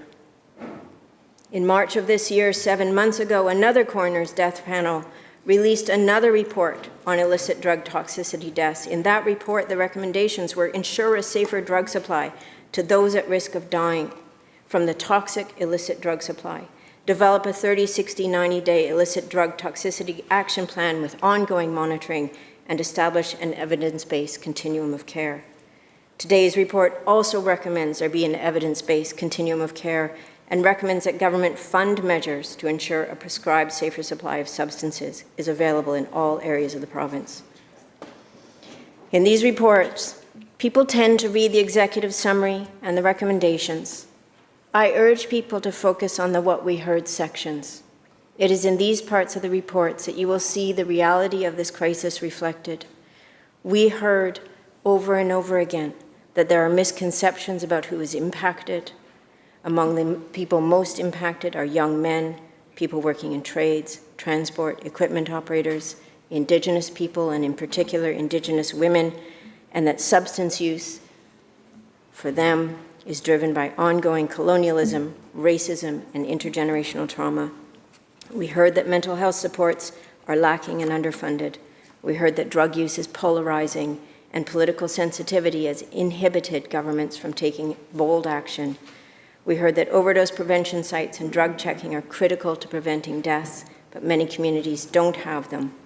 We heard about safe supply over and again. We heard that non-prescriber models are critical to saving lives. We heard that the drug poisoning crisis before us is well beyond the capacity of our current prescriber-based model.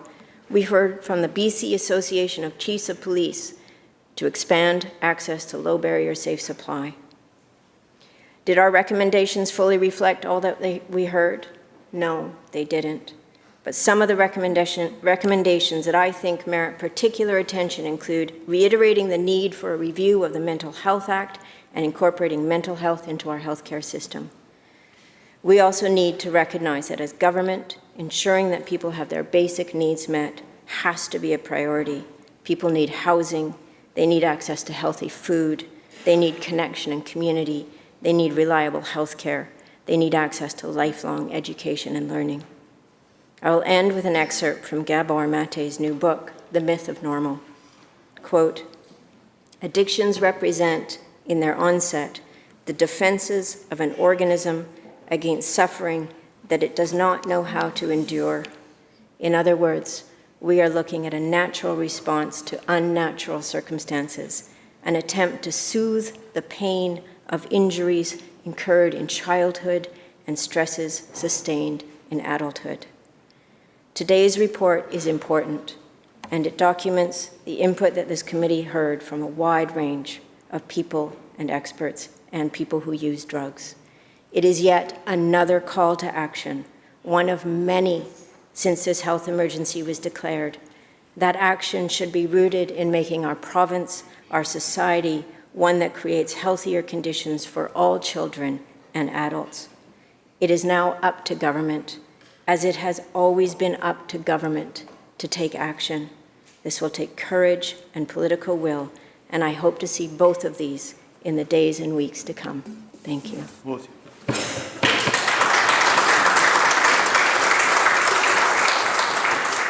Members, the question is the adoption of the report. All those in favor indicate aye. Aye. Opposed? Motion carried. Madam Clerk. Orders of the day. Government House Leader. Thank you, Honourable Speaker. In this chamber, I call second reading Bill 41, Workers' Compensation Amendment Act, and in Section A, the Douglas Fir Room, I called committee stage Bill 36, Health Professions and Occupations Act. Minister of Labour and committee chairs.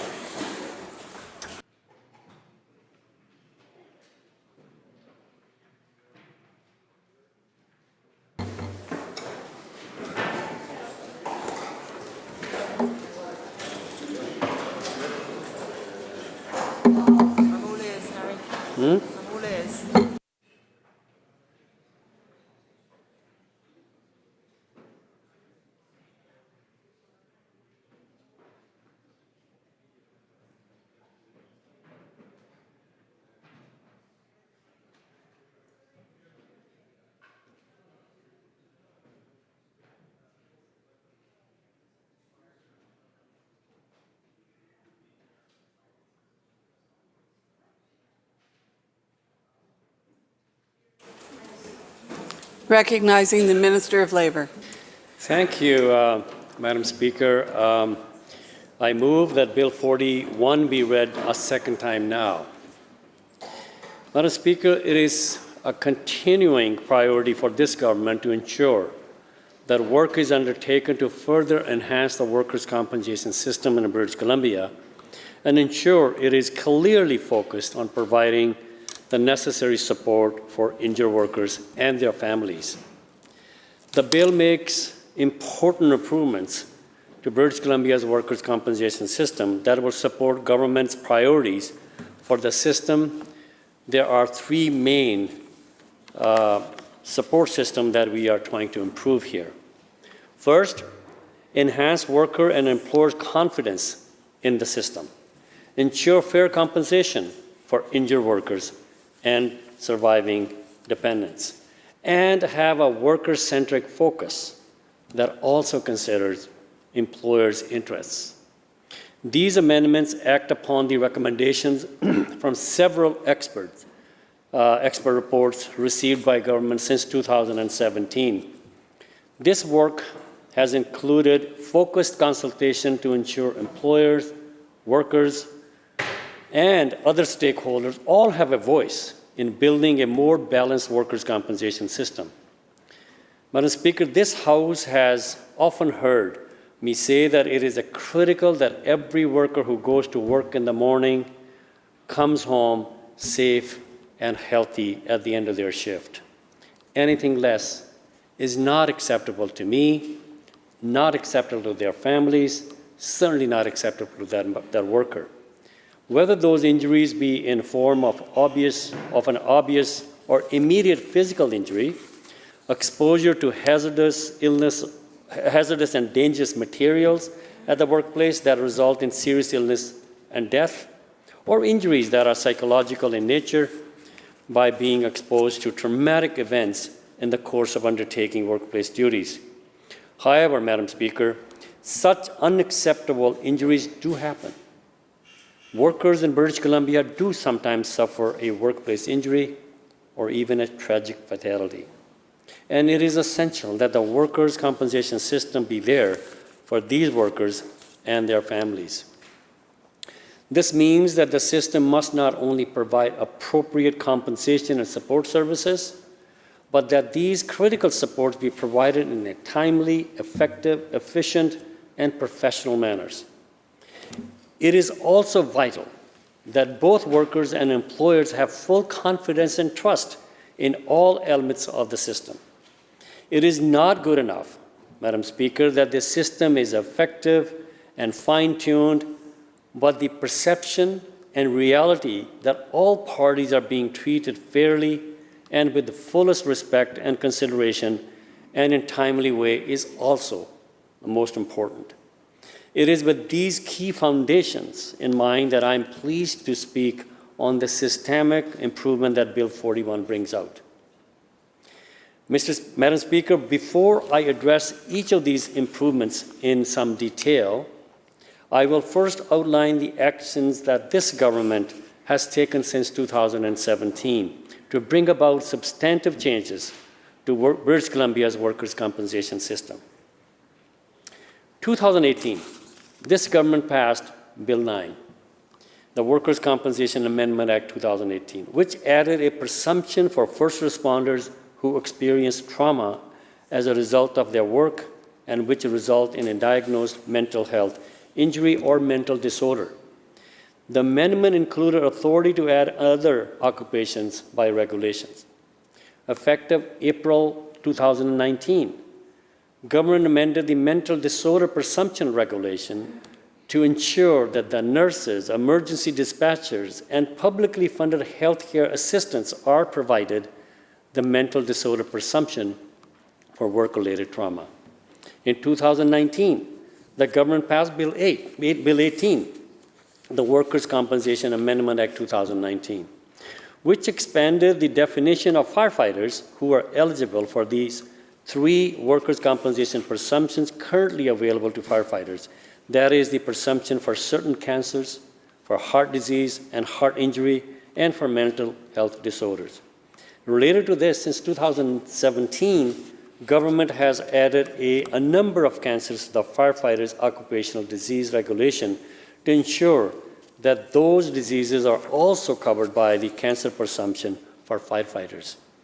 In 2020, government introduced Bill 23, which provided key amendments to the Workers' Compensation Act, which includes increasing the maximum earnings threshold for calculating workers' compensation to bring BC more in line with other Canadian jurisdictions, enhancing WorkSafe BC's occupational health and safety investigation framework to support the health and safety of British Columbia workers, enhancing the operational effectiveness of the workers' compensation system, such as expanding WorkSafe BC's authority to reconsider a decision on its own initiative beyond the 75-day time limit to do so, in the case of an obvious error or omission, and also allow WorkSafe BC to determine a worker's retirement date when the worker is over, say, 63.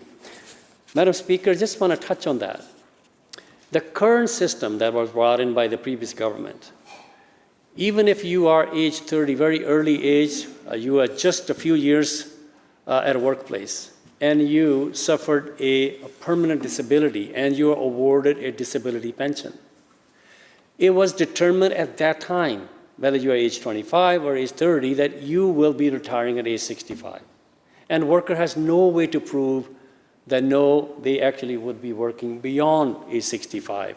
We made those changes now so that closer to the retirement, age 63 would be the right time where the worker can determine and convince the WorkSafe BC that actually, their conditions, their circumstances, their environment, their health clearly shows that they will be working past age 65. So it is much good and better system now to actually have a real age of retirement for those workers who are receiving disability pensions. The next thing was adding a provision to shorten the statutory time frame for WorkSafe BC to introduce an occupational disease presumption of COVID-19 so that the workers in occupations impacted by COVID-19 would have a quicker access to workers' compensation benefits. And most recently, February 16 of this year, I introduced Bill 5, the Workers' Compensation Amendment Act 2022. This legislation brings in new protections to help keep workers safe from dangers of asbestos exposure. Madam Speaker, these amendments will require asbestos abatement contractors to be licensed to operate in BC and will require workers and employers who perform asbestos abatement work to complete a mandatory safety training and certification. WorkSafe BC is actively working to implement these important and life-saving measures. Madam Speaker, the number of deaths that the WorkSafe BC handles each year, and over 40% of them are related to asbestos exposure that took place 15, 20, and 30 years ago. So it is paramount that we deal with it now, and that's why that particular legislation is so important, that now the asbestos abatement workers and contractors, they all must receive this training and certification so that they know the dangers of asbestos exposure and know how to protect themselves. I think this would be a huge step forward. It was the result of the work, cross-ministry, people that were involved in it, the workers, their representatives, the employers who are in that field. And I just want to say thank you for educating us, bringing that to our attention, and giving us the recommendations to put that legislation in. It is so important that the House supported that at that time. In addition to those legislative changes, WorkSafe BC has made a number of policy, practice, and program changes to improve its services. Madam Speaker, government and WorkSafe BC have taken actions to improve the workers' compensation system in British Columbia. However, as I noted in my December 2021 public statement, that there is still more work need to be done. Bill 41 is another step to improve the system and ensure it is worker-centric. It is important to note that each of the changes in Bill 41 are enabling BC to catch up to similar measures that exist in other Canadian jurisdictions. In that way, we are ensuring our workers' compensation system is, at minimum, among the best and most current in Canada. Madam Speaker, I will now turn my attention to providing comments on each of the improvements to the workers' compensation system that will be brought about as a result of these amendments to the Workers' Compensation Act.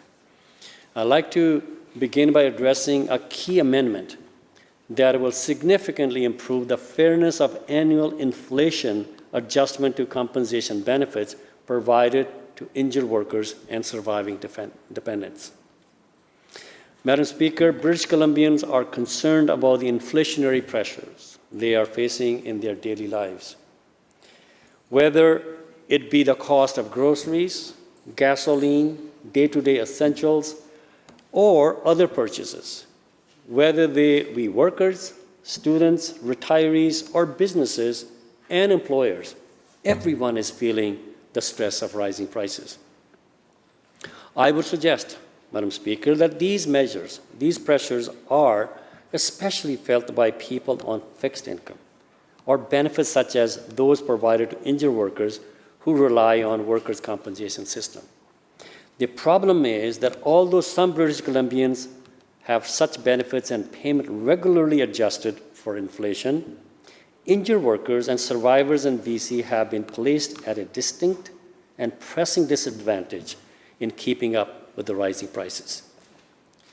In 2002, the government of the day reduced cost of living increases for workers' compensation benefits from being indexed at a full rate of changes to the Consumer Price Index, or CPI, to being indexed at an annual change in CPI minus 1%. Now think about this. So the cost is going up, 2%, 3%, and recently much higher rate. But their pensions are capped at CPI minus 1%, and they also put an additional cap on the maximum that could go is 4%. It was the legislative actions by that government that capped maximum annual indexation at 4%, even when inflation is above the amount. Madam Speaker, year after year since 2002, injured workers have helplessly witnessed their purchasing power erode through no fault of their own. I will repeat Madam Speaker. The current adjustment is CPI minus 1%. That's what we have today. That was left and put in place by the government of the day in 2002. Therefore, unless inflation is 0% on an annual basis, which you never see, a worker who has been injured on the job and is depending on workers' compensation benefits to get by day to day and month to month has automatically seen their income diminish in the face of inflation. The cumulative impact of this policy for workers who was injured in 2002 and is still in receipt of benefits is enormous and unfair. In fact, it is punitive, and this needs to be changed. Bill 41 amends the Act to improve how compensation benefits are adjusted for cost of living increases so payments are fully indexed to inflation up to 4%. Further, the bill will provide WorkSafe BC with the discretion to approve higher adjustment when inflation is measured by CPI exceed 4%.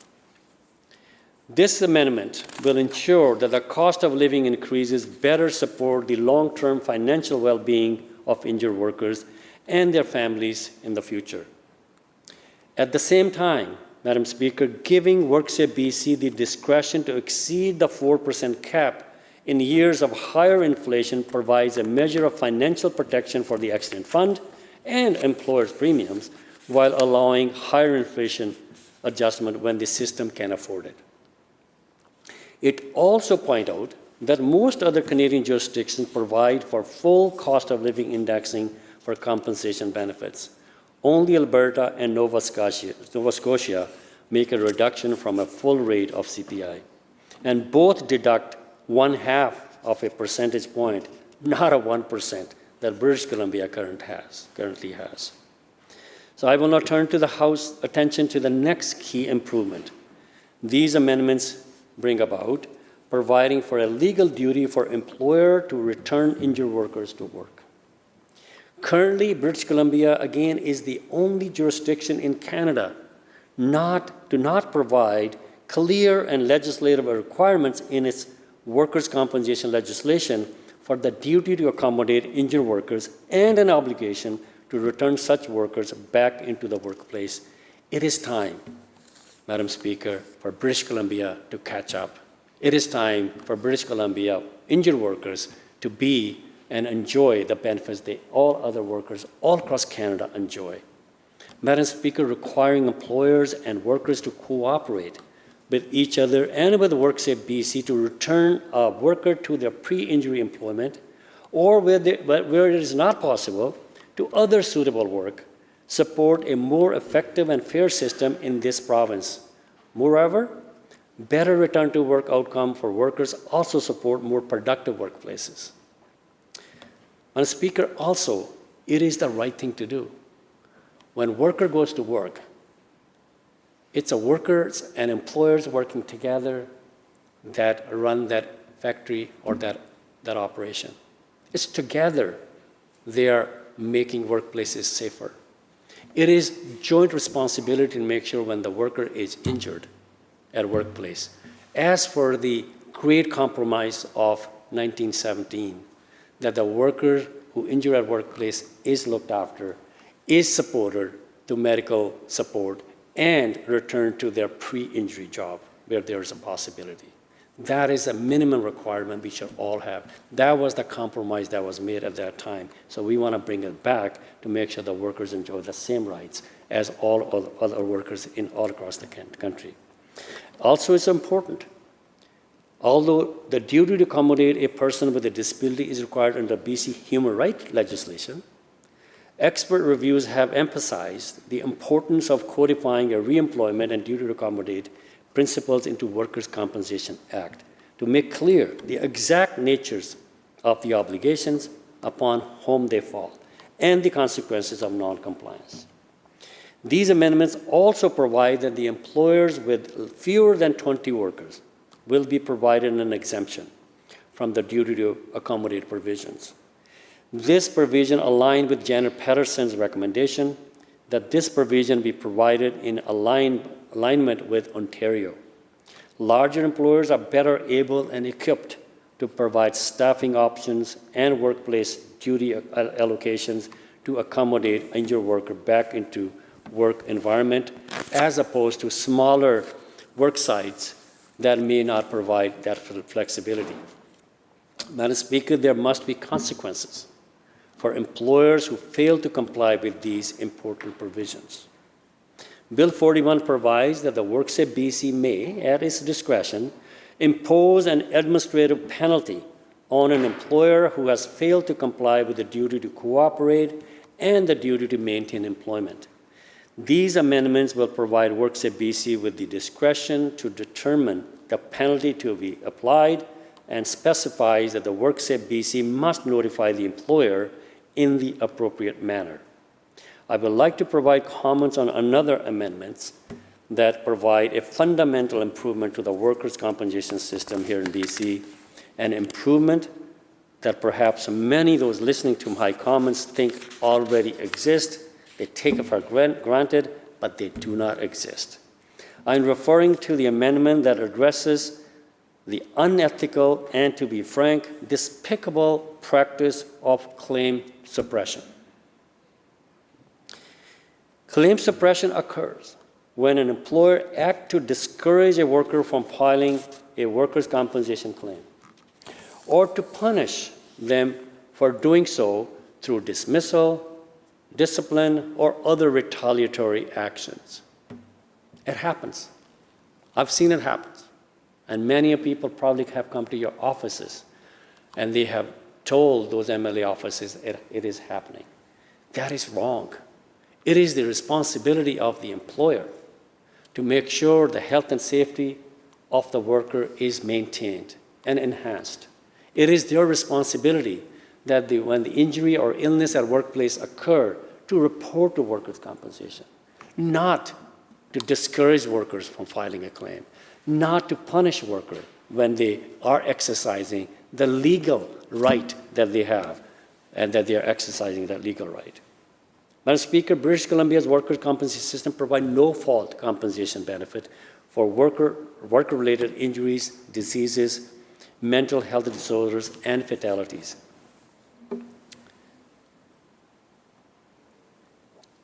The system, as I mentioned before, is in place since 1917, based on the so-called historic compromise, whereby employer funds both compensation for worker and their surviving dependents and the regulation of workplace health and safety. In return, employer avoid litigation over workplace incidents. That was the compromise. That is the basic principle behind workers' compensation system in British Columbia and elsewhere. And we cannot ignore that fact. And what claim suppression does is to actively and intentionally deny or frustrate an injured worker from exercising their legal right under the Workers' Compensation Act to file a compensation claim and to receive the benefits to which they are entitled for an injury sustained at work. And as I indicated before, it may be an unpleasant surprise for members of this House to be informed that this practice is not already strictly prohibited. It is a surprise for many who may think that this already exists, but it does not in British Columbia, thanks to the previous government changes. To remedy the situation, amendment to the Act contained in Bill 41 add explicit provisions prohibiting employer from discouraging workers from filing a workers' compensation claim, with enforcement through an occupation health and safety penalty provisions, including orders and financial penalties. Prohibiting claim suppression will help to ensure that the work-related injuries and diseases are funded out of the workers' compensation system as intended, rather than through the public health system at cost to the taxpayers.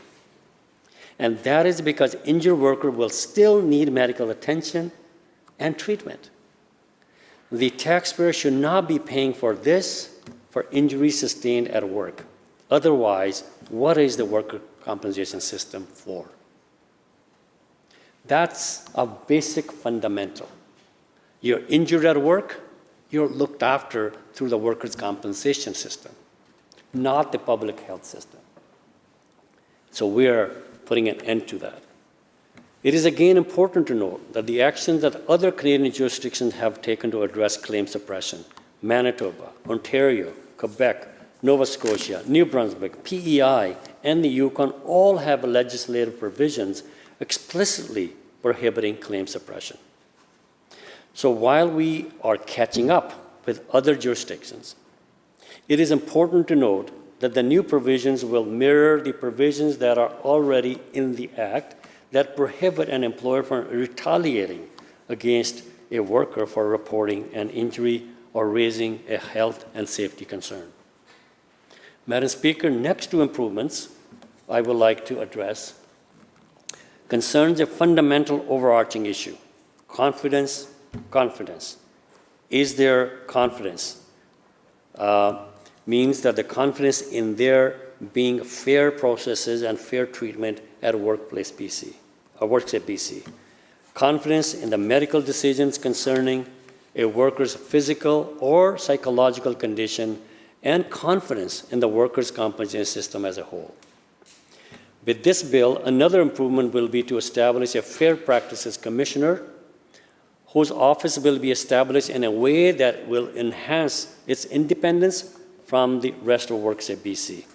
The Fair Practices Commissioner will be appointed directly by the Works at BC Board of Directors. The amendments also lay out the purpose and function of the Commissioner, that is, to investigate complaints by both worker and employer of alleged unfairness in dealing with Works at BC, including systemic issues, and to make recommendations to Works at BC for resolving such complaints. By establishing a more independent Fair Practice Commissioner compared to the current Fair Practice Office, the provisions of Bill 41 will ensure that the Works at BC delivers services to and addresses complaints from worker and employers in a fair, impartial, and respectful manner. With more transparency given, a new requirement for Commissioner to produce an annual report.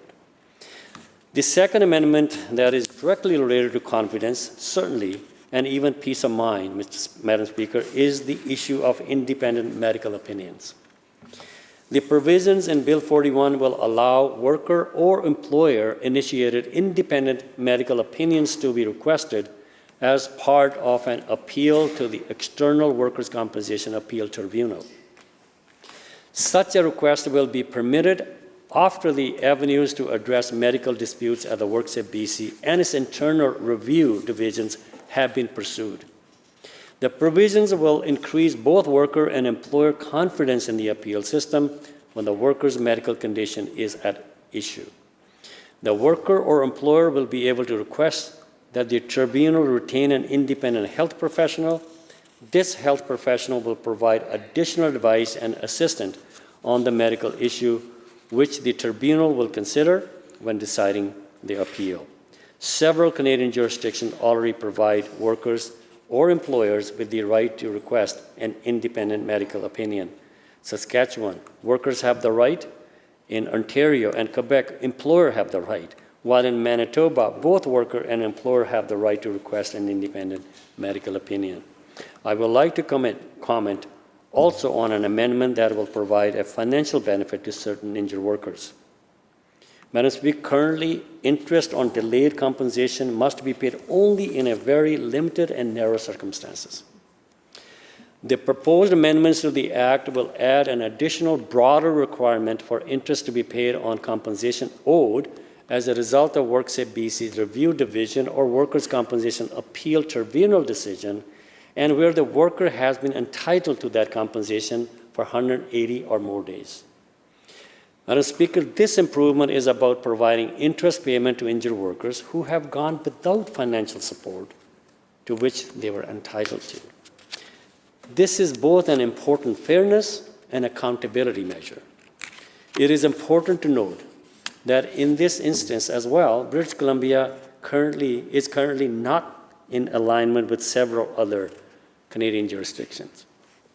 Quebec, Newfoundland, and Yukon I have legislative provisions for interest payments. Alberta, Saskatchewan, and Ontario provide for interest payment by policy. Finally, I would like to address the last improvement. Madam Speaker, this improvement addresses an issue that will be of benefit to workers who have suffered non-traumatic hearing loss as a result of their workplace duties and activities, but who continue to work with no loss of income. Workers' Compensation Act currently caps compensation for this situation at 15% of the total disability.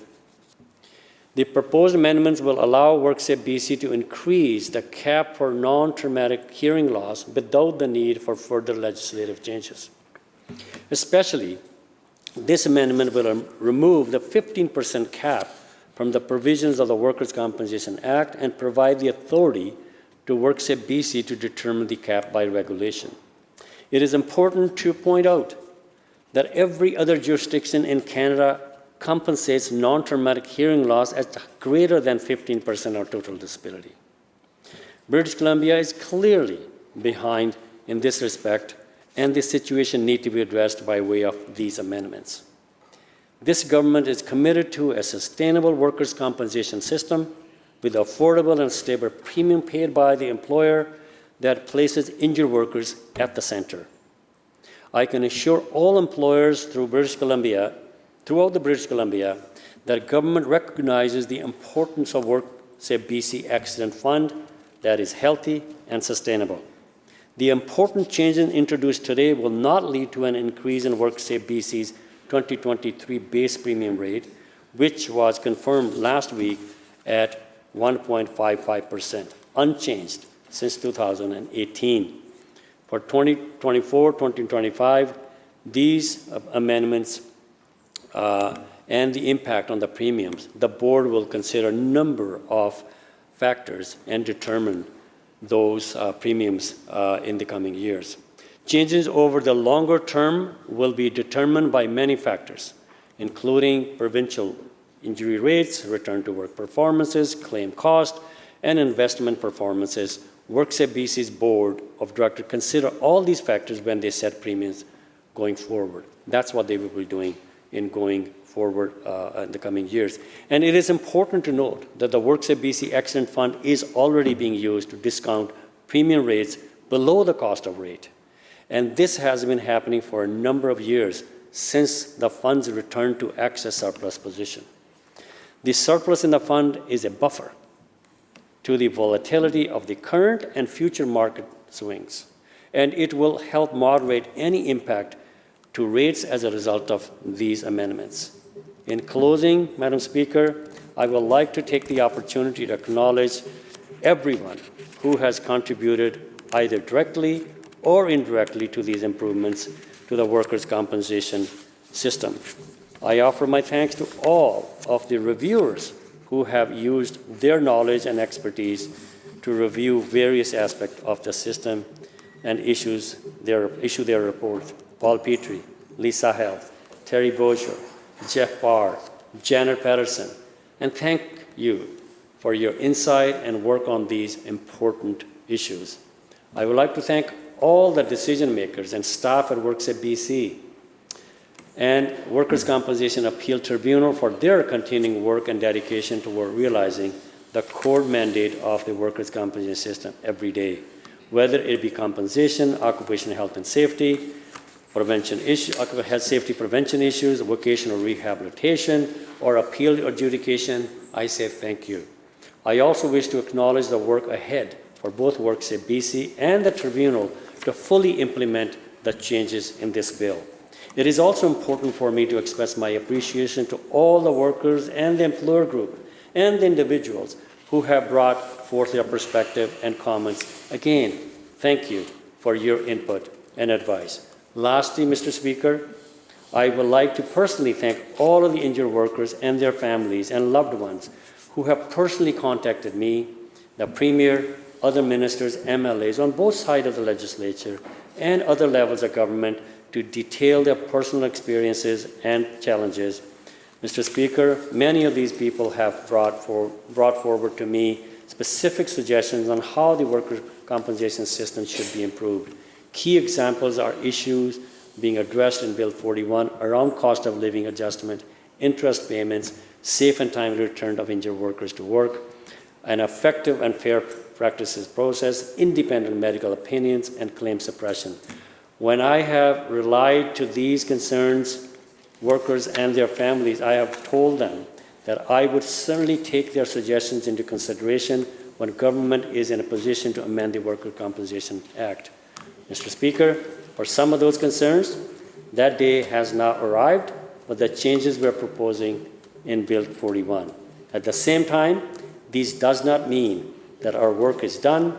Government will continue to listen to concerns of all stakeholders and will review other aspects of the system over time. The improvements contained within Bill 41 are important and substantial steps in this continuing work.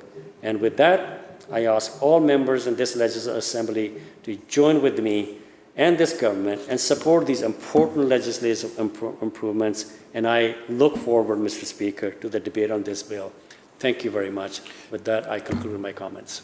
Minister, move the adjournment of the debate, please.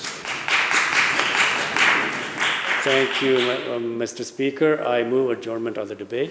Members, you heard the question. All those in favor indicate aye. Aye. Opposed? Motion carried. Committee Chair. Mr. Speaker, Section A reports progress on Bill number 36 and asks leave to sit again. When shall the committee sit again, Government House Leader? Next sitting. So ordered. Government House Leader. Thank you, Honourable Speaker. I move the House now adjourn. Members, you heard the question. All those in favor indicate aye. Aye. Opposed? Motion carried. This House stands adjourned until 1:30 p.m.